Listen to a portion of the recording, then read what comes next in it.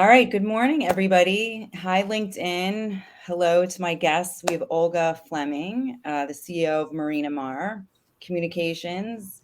We've got Marina Muthua, who is the CMO of Kyndryl in France. And Annie Granatstein is coming shortly. We're having just a little bit of technical difficulty, and my name's Alona El-Kayam, and I'm the CEO of FarFromTimid. And show is called Work from Heart, where we help inspire everybody, creators, brand leaders, and helping nurture paths to greatness. And today, really excited about International Women's Day. I feel like there's not a ton of celebration, but it's really important that we celebrate women. Annie, I see you. There we go. You hear me and see me? Annie's here. Yay. Welcome. Annie, we're live. This is Annie Granatstein. Well, now you're frozen in this position, but that's cool. Oh, there you go. You're great. There you go. And this is fingers crossed. Great. This is Annie Granatstein. She's the head of content at Marriott. Welcome. So we've got three fierce women here, and this is we're not really going to get into any politics or anything like that, but this episode is called Next Gen Equality. It serves to really highlight women's experience as leaders in media and marketing. And every person here, I know for sure, has had to build a lot of resiliency, has had to really exercise, their energy to, launch them into these leadership positions. And I really wanted us to connect with them. And I really want to inspire young men and women to really live their dream.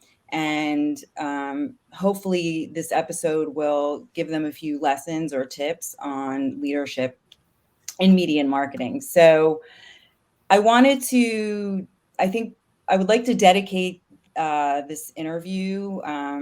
Maybe each of you have someone they want to dedicate it to. This is dedicated to my grandmother. So she was everything to me, and she was an important figure in my life as a woman. So Olga, Annie. Sure.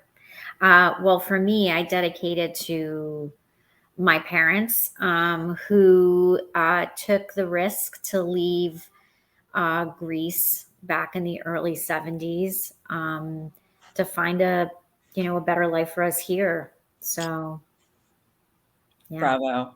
Yeah, but thank you so much for having us, Alona. What a wonderful conversation on an important day. Yep, I'm so excited.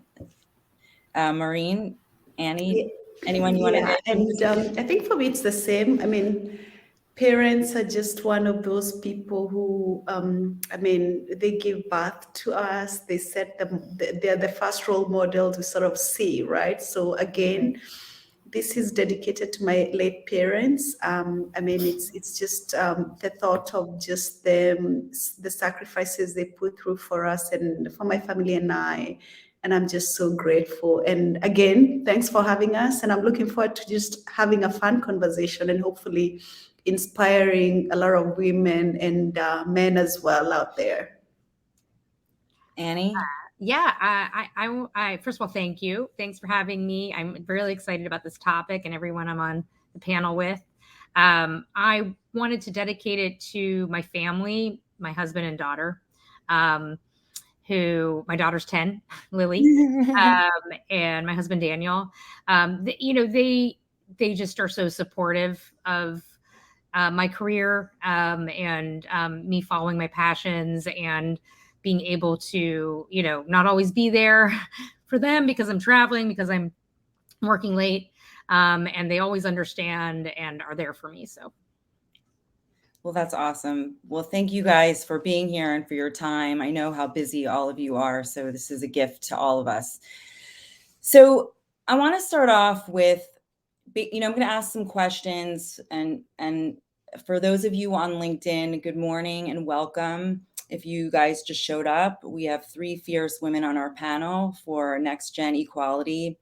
And around 11:45, if we have any questions, I'll stop and we'll answer the questions from LinkedIn, from the comments. But Olga, maybe you can start. Can you share like where you get your confidence from? Like, Sure. So I get my confidence from my dad. It was interesting. And as I mentioned, my parents came here when in the early 70s with me in tow. And what I would say is that he looked at the world always as, a glass half full. He is an entrepreneur, even in his later age. And he inspired in me he instilled in me the fact that essentially you could, whatever you put your mind to, if you worked hard, you could accomplish it. And I saw him do that, as an immigrant, and I saw him, take on things he had never done or start businesses. And, he always put so much time and effort and just, sweat equity into it. So, I learned from a very young age that goal setting was a big deal. But that, it's okay to set lofty goals. And those lofty goals have not only inspired me, but allowed me to have the confidence to sometimes take on jobs, roles, projects that seemed a little, above my weight, let's say. So I would say that my dad definitely instilled that confidence in me through the years. That's incredible to have, especially being a woman, and to basically have a father who was just really looked at you as a person who was able to accomplish everything. And I think that's such a gift. Annie? Yeah, I was giving this question a lot of thought because I think it's evolved for me. I think originally, when I was in a very different career, I was a lawyer. And I think my confidence, to go in that direction really came from school. Like school always came easy to me. I was very academic, good at tests, good at memorizing.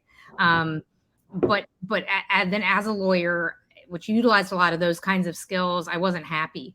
So I was confident, I was okay at it, I was pretty good at it, but I wasn't happy. And then I came to start working more on the creative side gradually. It was an evolution. And with each creative project I would work on, or each time I was able to give creative input, every time that it would actually make the project better, make the storytelling better, make the film better, whatever it was that I was working on, I would gain confidence creatively. And ultimately, now I really draw my strength, my confidence from my creativity. And seeing that it actually makes things better when I can bring my creativity to a project. Yes, I love that. And I feel exactly the same way. I think there's a lot of confidence as like an artist, as a creator, when you do create and you see it being published or being, people using it or understanding it or loving it. It feels so incredible. So yes, I totally. Maureen? Yeah, for me, it's been a series of things, right? So, first off, it's definitely from my parents. Was born into the family where my dad worked, my mom worked, and everybody was.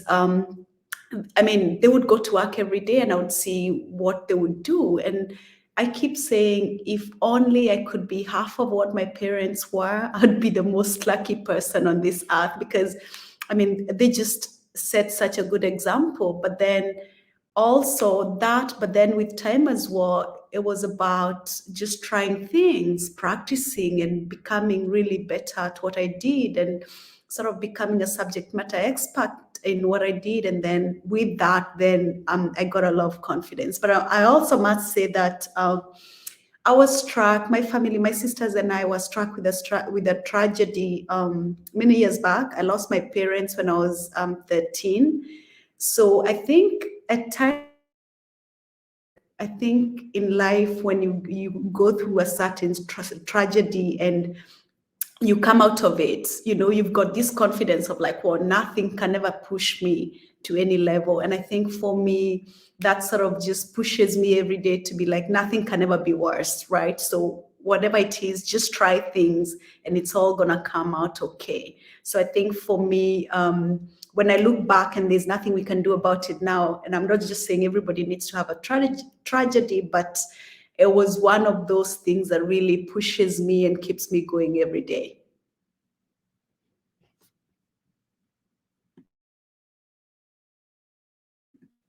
Hello, Nia.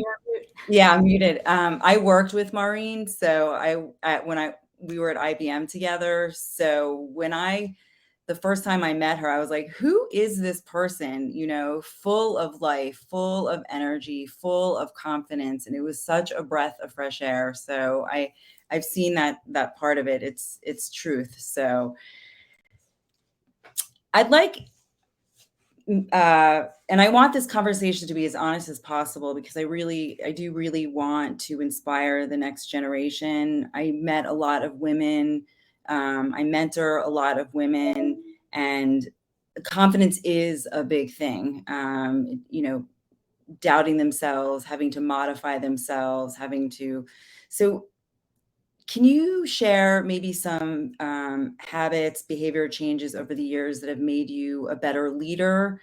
Because I think that sometimes we have to modify, I'm full of passion, full of, I'm very emotional. So I've learned to sort of become dispassionate for better. But in what ways have you modified your behavior without modifying yourself that has really helped you as a leader? Because I think this is something that can be really helpful. Annie, why don't you start us off? Yeah, I think of a number of ways. I think one is about realizing that giving space for others actually makes me appear more confident, and gives me strength in the room. I think in the beginning, for me at least, it was easy to feel like I gotta have something to say immediately about what everybody else is saying. I gotta constantly be jumping in with my perspective, my point of view, interrupting often, I think.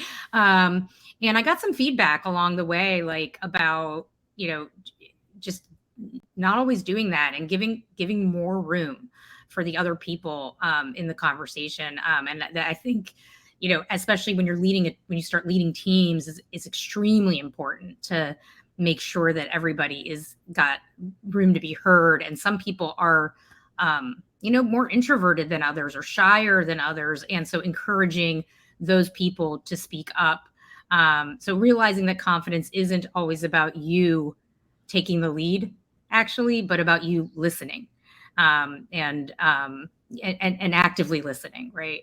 And the other thing I'd say, which is sort of also, I think, a little counterintuitive, at least for me, is about vulnerability, and being willing to admit when you don't know something, to ask questions, I say a lot, and I learned to say this over the years, but I say a lot, like, I don't know if I'm the only one that doesn't understand what you're talking about, but I'm not sure I understand what you're talking about. Or what does that acronym mean? I don't know if I missed it, but I don't know what that acronym means. Things like that, where I do risk being seen as not having the knowledge of that thing. But I have found in every case, frankly, that people really appreciate that I'm willing to say I don't know. And then I get to learn something new. And usually there's other people who also didn't know it and we're too shy to speak up. So I think that has really been something that I've learned over the years. Like, it's okay to not always be the expert. It's okay to ask questions and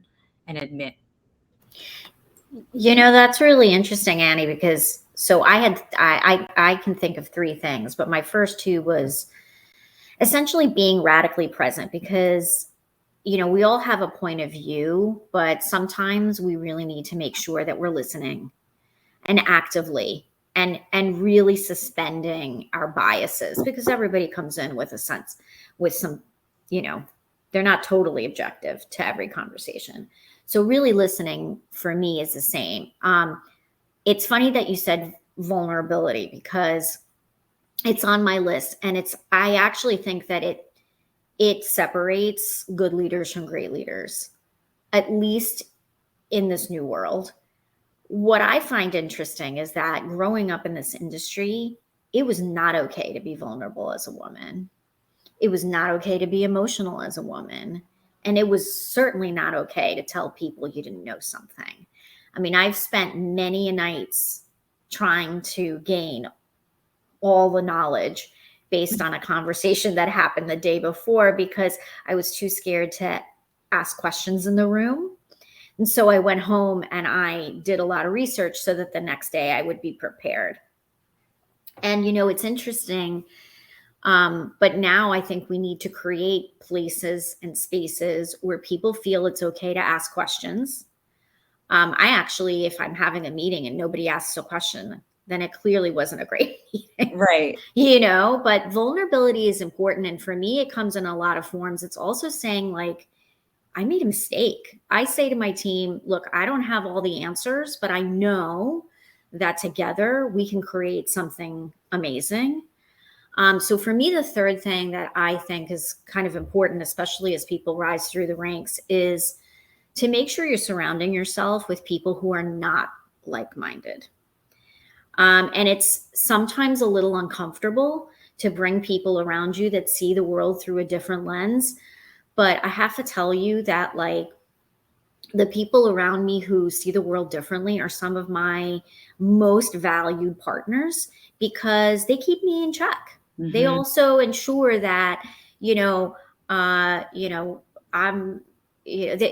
create a sensibility that is important, especially as we, deal with environments and situations that are so complicated. So having people who see the world a little differently around you isn't a bad thing. And it's good for people to say, you know what, I don't know if I agree with you.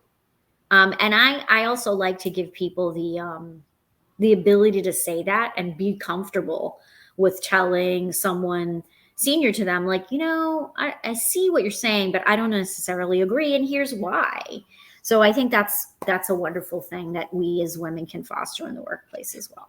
Right, like the opposite of ego, right? It's right. Like you just, and I think being able to, when you are more of yourself, when you are really manifesting and actualizing as your true self, I think people can sense that truth. They say truth has like a certain timbre, like you can feel it. And I think it gives other people permission to be who they are also, and it creates a more healthy culture. Maureen, I wanted to ask you. I think for me, very much like what Annie and Olga have said over the years, I mean, being a keen listener and listening, but also giving other people space to express themselves, and to really be present, because we all love to talk and we all have a point of view, but then just understanding that everybody needs to be heard, and their point of view could be different from what my point of view is, and really just understanding that. And for me also, I've gained more empathy. I think that's probably one of the things I'm extremely proud of over the years, because in the past, I was like, well, if you're either on the bus or you're not, and let's move on with or without you, right? But nowadays, I'm like, oh my God, I'm surprising myself and shocking myself. We lost you. To really understand what do you want to do, how empathetic do you want to be, and how do you need to understand the different people, because we can't all be the same. And I've worked in so many diverse industries with diverse people, and I'm like, the only thing I can do is be more empathetic and really try to understand where they're coming from. And for me, that has really helped me to become a better leader. If I look back at myself in my agency days and where I am today, I've progressed quite a bit on that.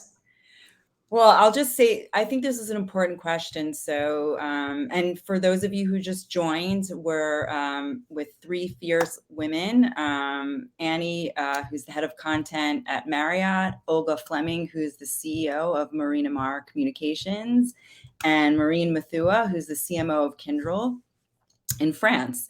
The question was, what are basically any behavioral changes that you had to make that would make you a better leader? And Annie, really, you honed in on basically being okay with not knowing things, being okay with asking questions. And Olga leans into being more vulnerable. And Maureen, you just talked about actually being more empathetic. So I think those are really, I think as type A women, I think a lot of leaders, a lot of women, women leaders are type A. So I think this is a really important question. And thank you so much for your openness. So tell us, do you have any mentors or coaches that have helped you? Maureen, I'll start with you. Yeah. I keep telling my team, and I tell my mentees the same thing as well. It's really important to have a coach, or whatever way you look at it, right? So I have a coach, yes. And I'm lucky because my company pays for my coach, and I guess for every senior leadership person. Yeah. So I meet my coach once a week. And I mean, I talk to her about everything, right? And everything and anything and everything. But she's really important to me because, and I was lucky. So I got her sometime last year. And by then I didn't know I was going to be moving to France. I didn't know I was going to be, but I was looking for somebody who's diverse, who sort of has a view of the world. And luckily, somehow she's French and she was in Paris. And now here I am. Wow. In Paris, and now we are sort of like together like this. But I mean, to the point, very important to have a coach. I have a coach, and she guides me on my leadership journey and on difficult situations. And for me, it was really important to have her when I was transitioning from the US to France, totally different cultures, different roles, and everything else. That was really important. And I have several mentors, so to speak. So I've got people who I work with in the same organization who are senior than me. I've got people I worked with in my previous organization. I've got people, and I speak to them about different things, right? So I think it's all about thinking about what do you want to get out of them, and also what value do you bring to them, and what kind of mentors are you looking for? But really, really important. But a coach is really important because we all get to see doctors. I mean, you've got as ladies, you've got your OBGYN, you've got your, So I think having a coach is really, really important for everybody. Yes, I totally agree. And I think I had a coach, I've had many coaches, and I think having a coach when I was younger, I actually didn't listen to the coach as much as I should have. And so now I hear the voices of my coaches when I was younger, and I'm like, oh, that's what they meant. Oh, that's what they meant. Olga, have you any mentors or coaches over the years? I have. I've been fortunate, like Maureen. First, I have a coach that I meet with who is just a fabulous person, and who, what I love about having a coach, and not all of us have an opportunity to be coached. And, sometimes I feel like the coaching is left for kind of later in your career and not earlier in your career. So we could talk about that, because I feel like you get to a certain level, then all of a sudden, there's the opportunity to have a coach, but maybe we should start coaching people at more, at younger ages. But yes, I do have a coach. And what I love about it is, like Maureen, I just love that I can be myself, and that I don't necessarily, there's no judgment. And it's someone external to my organization who can just listen from an objective point of view. I've learned a lot of things about myself over the years working with coaches. I think it's a beautiful thing. We work so hard on, we exercise, we do all these things, but we also need to work on who we are. I always like to say I'm a work in progress. And I love that coaches can help us be better versions of ourselves. I also have actively sought out mentors in my career. So I have amazing women and men who have either, put their hand out and said, hey, I'd love to mentor you, or people who I've asked because I admire. And it's definitely something that I encourage people to do. If it's one thing, it's seek out people who you admire and who you believe can offer, guidance and advice that potentially could help you or help you make an impact. Definitely seek those people out. Yeah, and I think for those who are watching and listening and would like to have a mentor, it's flattering when you ask someone to be your mentor. Like, don't be shy about it. It's flattering, and all of us understand the need for it and understand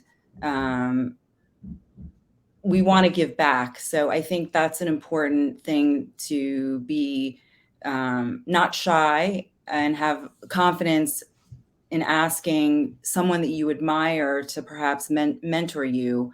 And that could be once a month or once a week. But I think it's really helpful. And I do want to say that, this is International Women's Day, and there have been, in my career, my mentors have been men. It just happens to have been that way. And so there are also a lot of, not just women mentors, but male mentors who want to nurture you and want to help you, who see the spark that you may see in yourself also. So I just wanted to celebrate that. Let's talk about your some mistakes that you might have made, and how you would do it differently today. And try to be as open as possible. I think we've all made some mistakes. I think we all have looked at situations and said, I should have done this in this case. And how maybe you have pivoted and changed that in the future. Annie, do you want to start? Yeah, sure. So I think one of the things that I've learned a lot from is, I can be very, very focused, almost kind of like the opposite of ADD. Like whatever I'm doing, I'm sort of like with blinders. And while that does, lead to results, and it can mean that I'm spending less time like developing relationships at where I'm working. And I think that is an error that I've learned from, I'm trying to learn from over the years, because it makes you vulnerable, especially when there's workplace changes, restructures, leadership is trying to decide what the priorities are. And if you don't have people to advocate for you, if you don't have colleagues that you've become close with that are horizontal to your position, it can leave you in kind of a lonely place especially when changes are happening in the organization. So I'm trying to learn from that and put some time, take away from the focus only on the work and only on driving results and leading the team, and make sure I'm spending some time developing relationships, especially laterally in the organization, in other groups and other disciplines. And I think the key there is, there are certain people you'll have chemistry with, and just pay attention to that. Mm-hmm. If you're on calls with people and you're like, we're getting along, like there's something here, I could see becoming friends with this person. You follow up on it, ask them to coffee if you're in person, or if not, set a Zoom call that is just for chatting. Instead of for work. Just make sure I think the key is really for people like me who are like nose to the grindstone all the time, like overworking, always working, like carving it out and making it part of your work to not work to network. Right. It's like, I think I don't know if I don't necessarily think it's a gender thing, but more of like ambition, right? I think we're all very ambitious. We want to perform and we want to do it quickly. And so I think there is, we do get blinders on. And I do think being able to take time to build those necessary relationships and, to actually make work more bearable in some ways. Cause Yeah, it helps with that too. That's a good yeah. point. Maureen, any mistakes that you wanna share that maybe someone out there Yeah, learn absolutely. And they both, I'm gonna share two, and they've both been about people, right? So just building on what Annie has said, I wish earlier in my career that I spent more time building relationships with my peers, right? Because now when I look back, and that's always the advice I give the interns or any young people joining the workforce. I'm always like, the people you're working with today, please be friends with them and really, really just build the connection, because you don't know where you're going to be in 20 years, right? So when I look back and I look at all the people I was with, my second job, and what they're doing today, we still have the connection, but it's not as tight, right? And that's one of the things when I look back, and my advice to the younger people be like, build those relationships as much as you can, because you never know where you're going to be in 2-3 years time, or even in 20 years time. The other one is about collaboration, really, really important. I think early in my career, I was very much into getting the task done, very focused on getting the task done. And if you're on my way, I would be like, it's either you collaborate or you don't, and that was how it was, right? But now as I grow, as I develop in my career and become more and more senior, I'm like, collaboration is a skill, right? And we all need to have it and hone it, So, and just looking back and thinking about that, it's like I've built some muscle because then I learned from my mistakes. So again, not saying don't make mistakes, because you can make them, but whatever you can avoid, try and avoid it. But then if you make the mistake, learn from it and do better next time, And for me, like, collaboration is one of those key things I'm really strong at. Whichever way difficult, or whichever way, or however the person is difficult, I'm like, Oops, we lost you for a so I second. look for Oh, there ways you go. to There, you're back. collaborate. I'm into that.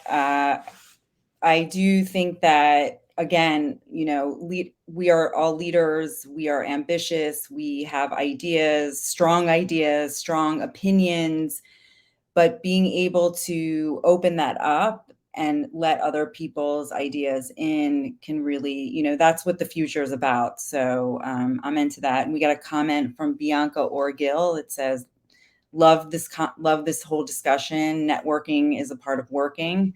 Olga, how about you?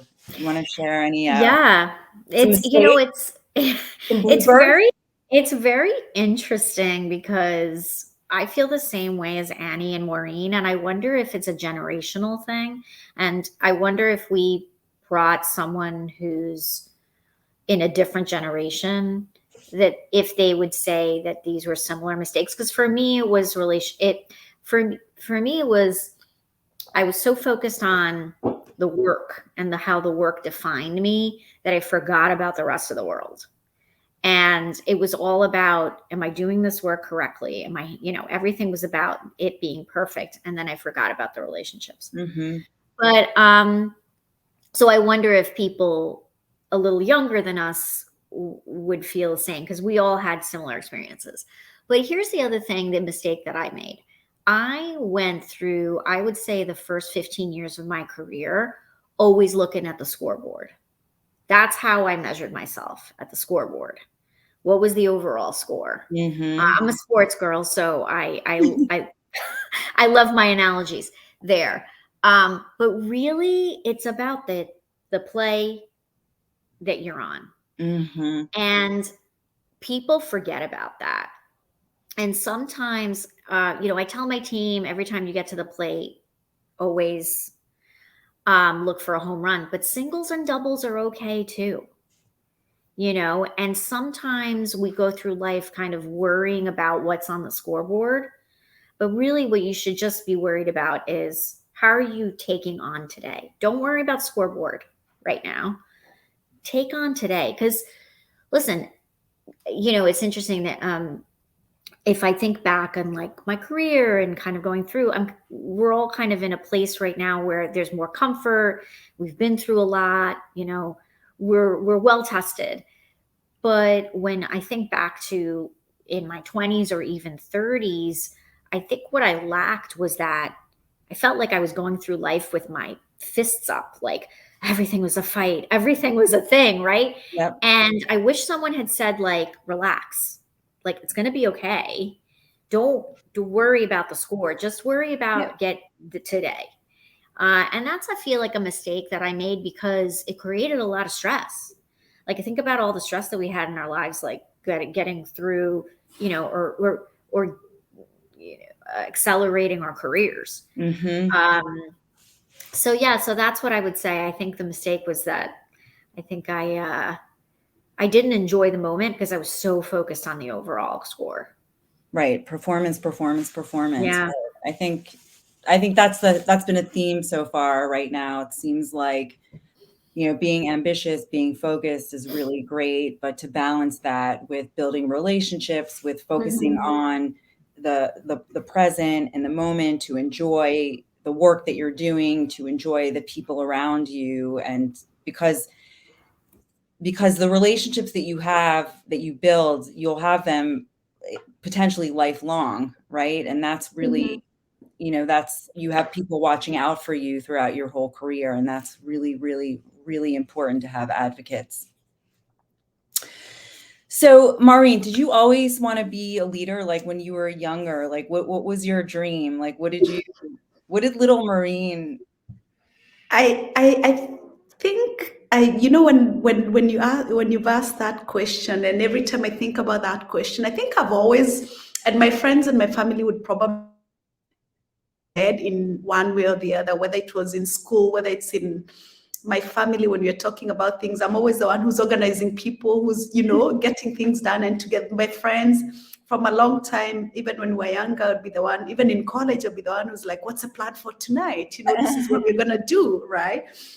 So I think I have, and it comes with a lot of responsibilities, and I just love being organized. I love not depending on somebody else and setting their direction and all that. So I've always been that. But then when we come to the organization and really the places I've worked, there's been a lot of training on the leadership journey and the tools that we have to use. And I'm extremely thankful for just, the preparation for me on this journey of becoming the CMO.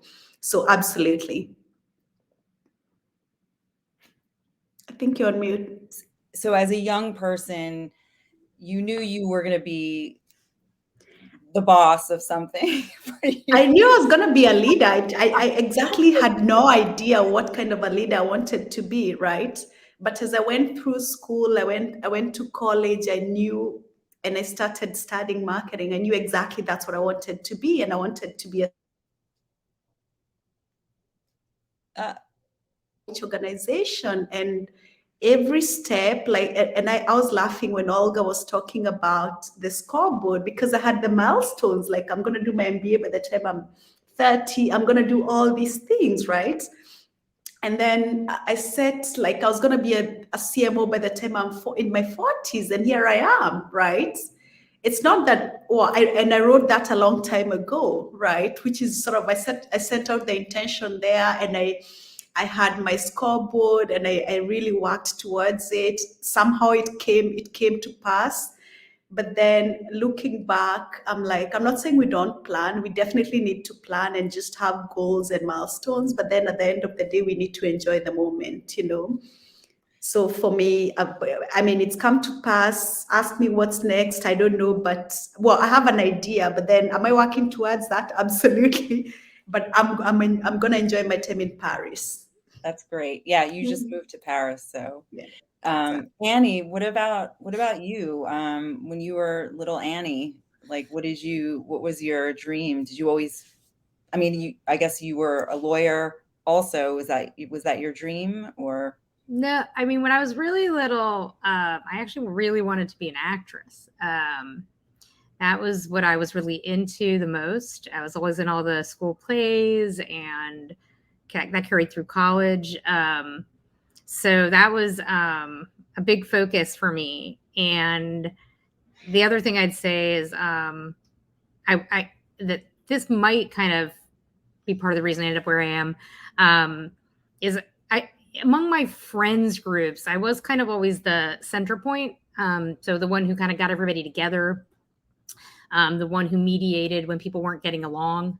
I think that I naturally fall into that kind of a role, which I do think is a big part of being a leader in the business world as well. So I don't know if it was exactly an ambition, but it was just kind of like I always kind of naturally found myself in that kind of position. And then in terms of the acting part of things, I do feel like it's still a big part of my job. And has been a part of my rise in my career is speaking well, right? And public speaking and speaking in a way that influences people's emotions, which really is, what I think I loved about acting. So I do feel like, though I'm not an actress, I think that what I loved about acting, it has become a part of my journey today. And then more directly, like I do a lot of public speaking. I look for opportunities to do it. I enjoy it. And that is directly feels like, okay, that's me up there performing and really feeding that part of me.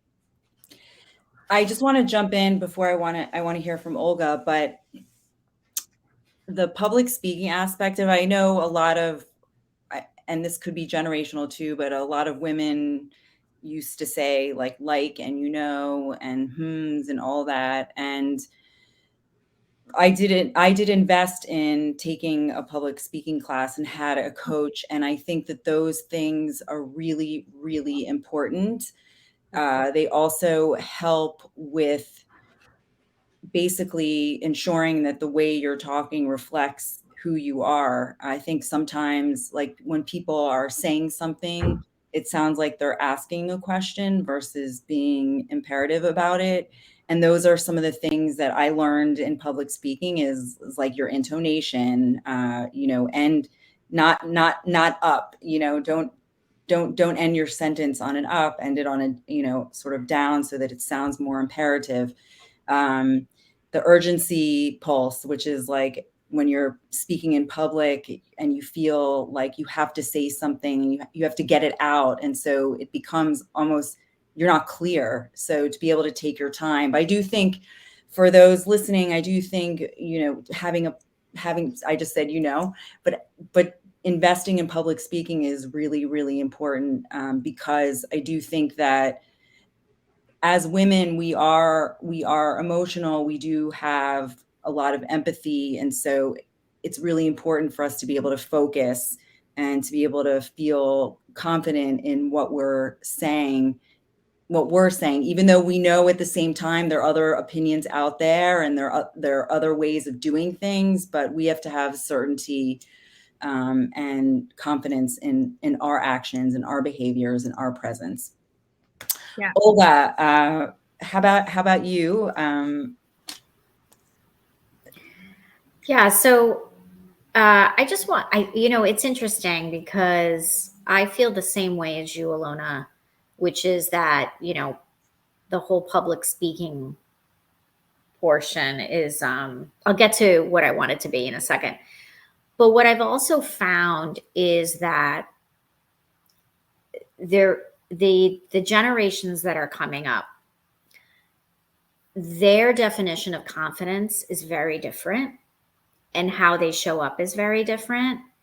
And as a manager, I've also had to suspend some of my definitions because I agree with you. Like, that's how I see the world. You take public speaking classes, you act, you have a certain tone, but I think things are changing. And I think people are, because I'm on the agency side, my clients want like-minded people. And sometimes the clients are in their 30s now or in their 20s.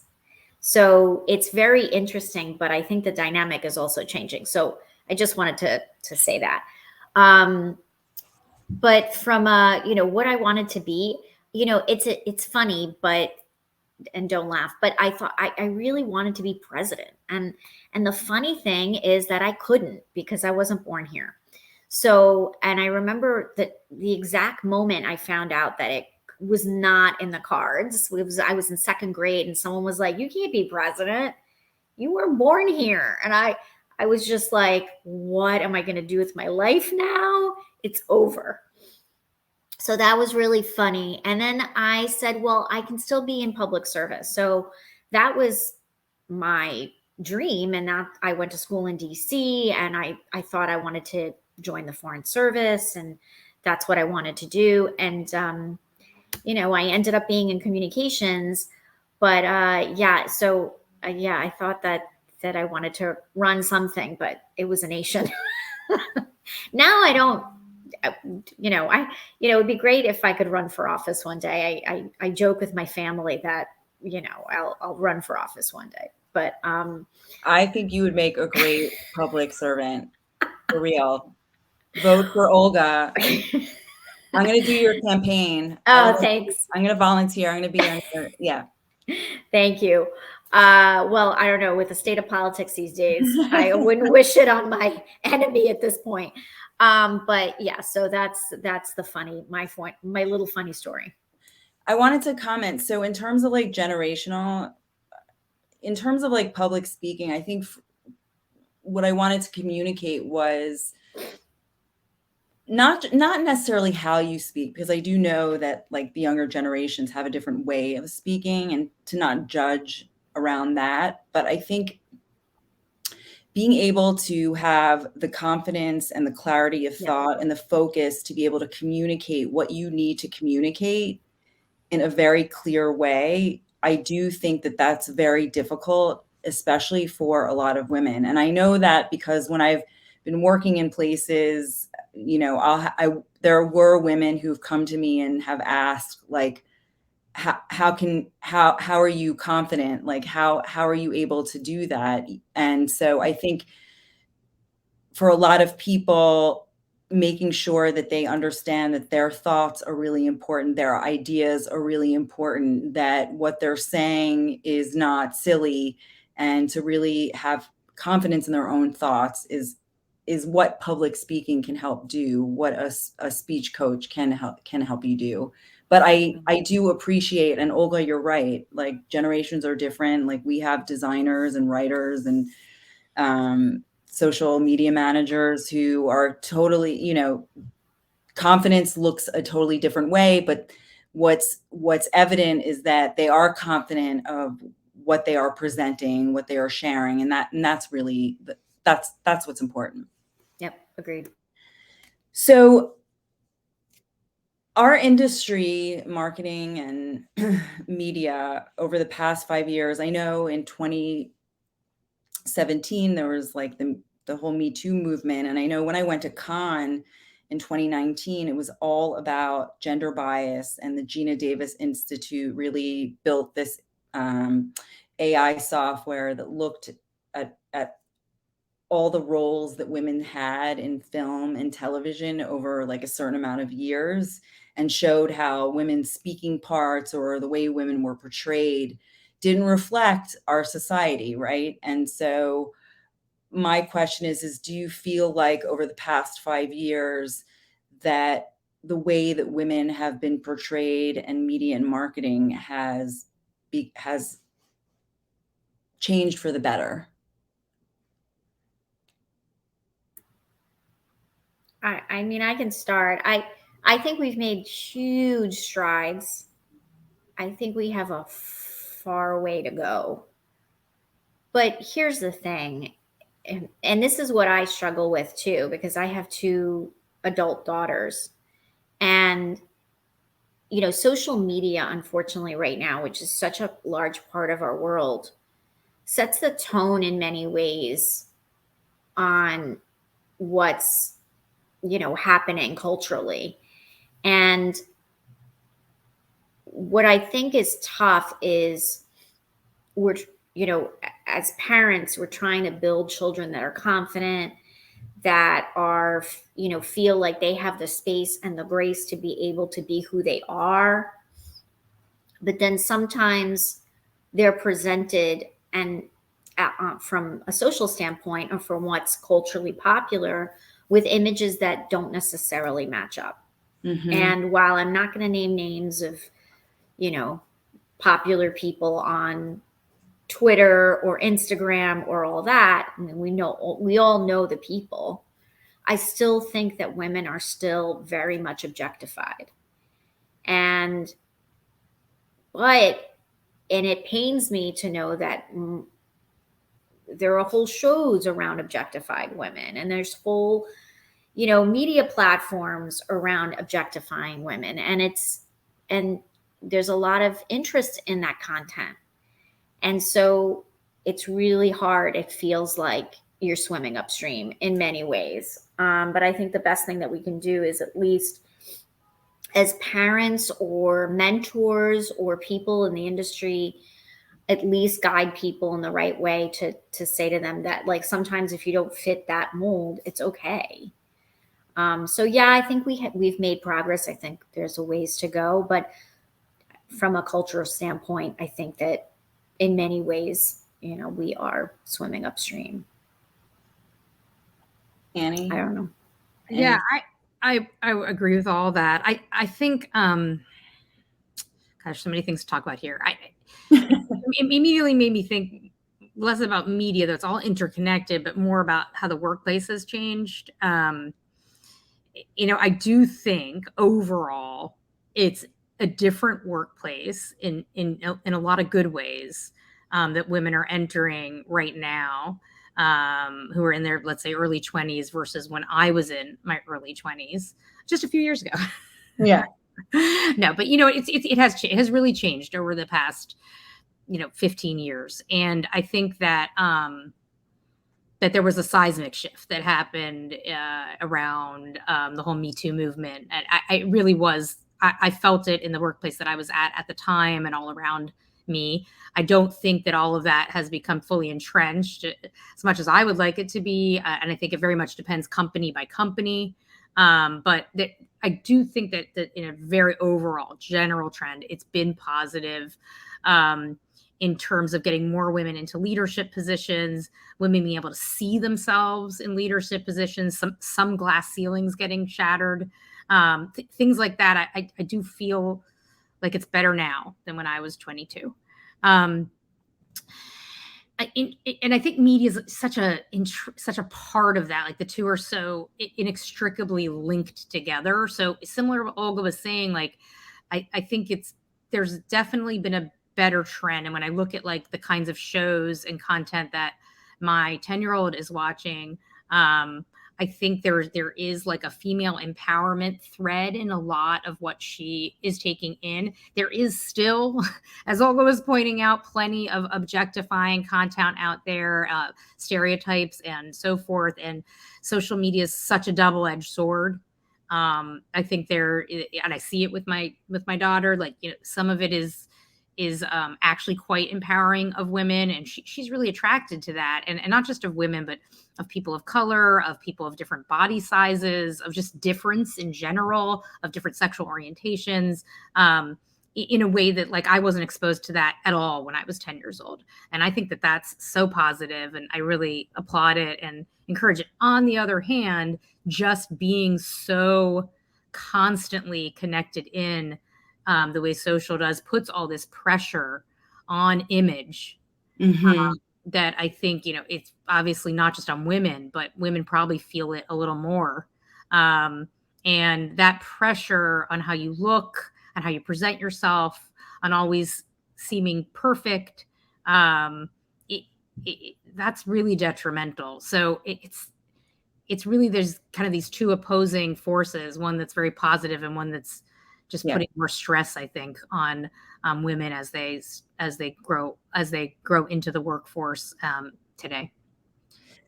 I do think that there have been more films or more characters created for that. Like when I saw Gunpowder Milkshake, I don't know, it's this group of fierce, like, they're I don't know, I guess maybe it's like,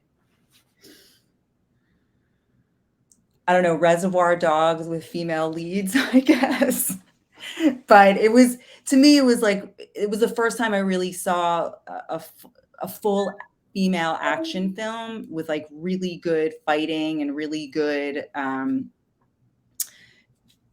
just storylines with women as leads, and it was basically a whole female cast. But I do think that there could be more like that, because I mean, even right now, you know, at my age, I am still looking for those female characters in film and entertainment that reflect us. And so I do think there needs to be more storylines.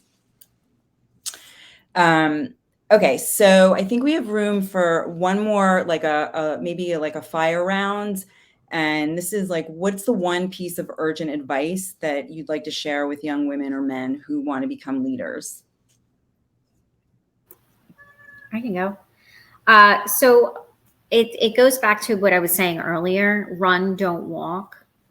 To find people who you could even just have a coffee or breakfast or lunch with, who can mentor you. It doesn't matter how old you are.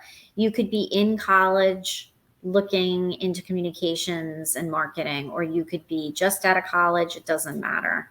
And you can find these people in a variety of ways. I remember I found my first mentor because I went to a conference and I loved what they were saying. So I went up to them afterward. And I know it takes a lot, but as you said, Alona, it's like they are so flattered that someone would want, you know, to work with them. And that's how I had my first mentor. And it was a man, actually. It was interesting. But surround yourself with people who can mentor you, because it's tough. Because I know a lot of younger people are looking at finding mentors within their workplace. And that's good too. It's good to have advocates and guides within your workplace.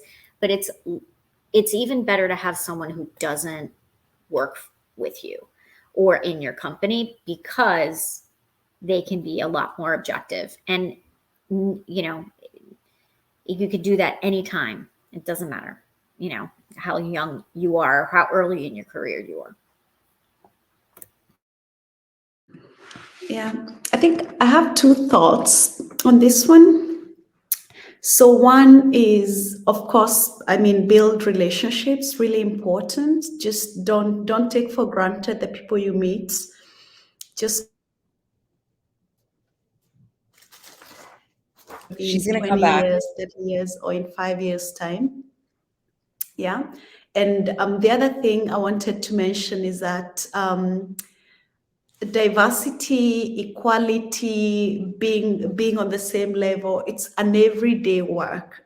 We're going to do our part, but everybody needs to do their part. And don't ever get tired, because I would want to dream that there's a time we're all going to be equal, right? But probably I'll never see that time, or maybe my kids won't, or somebody else. But we should never be tired. We should always aim to leave the world a better place than we found it. So at your workplace, wherever you are, I'm big on just mentoring women, really big on just lifting them up, empowering them, and everybody just do your job and do it. And eventually, one day, hopefully, we'll get to an equal place. Yes. Amen to that. Amen to that, really.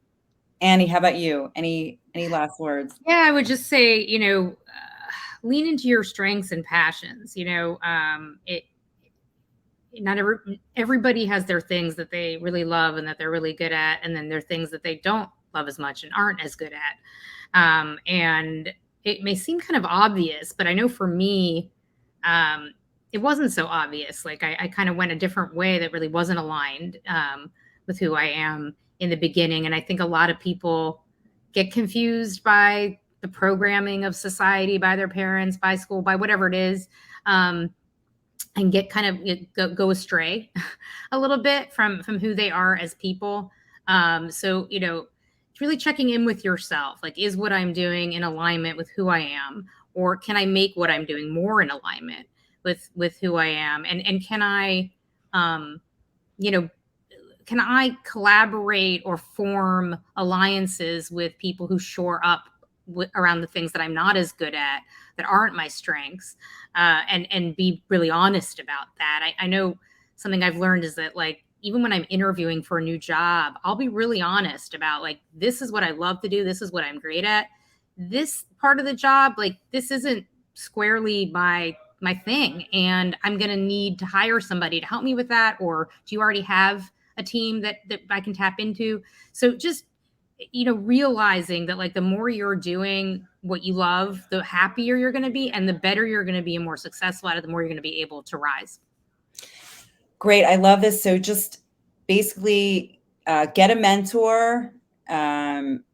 Never get tired of instilling equality and diversity in your workspace, and follow your heart, follow your passions. And we got a comment from Eva Heinzen, who's, thank you all so much. They're all fired up, and thank you for your honesty and advice. Wonderful vibes. I'm so glad.